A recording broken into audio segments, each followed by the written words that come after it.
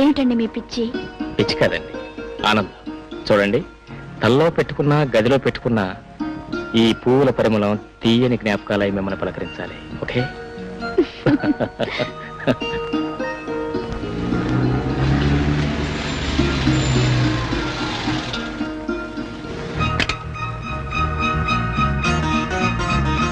చాలా థ్యాంక్స్ అండి. ఎందుకండి?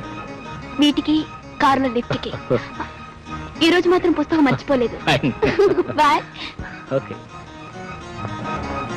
టాటా. see you.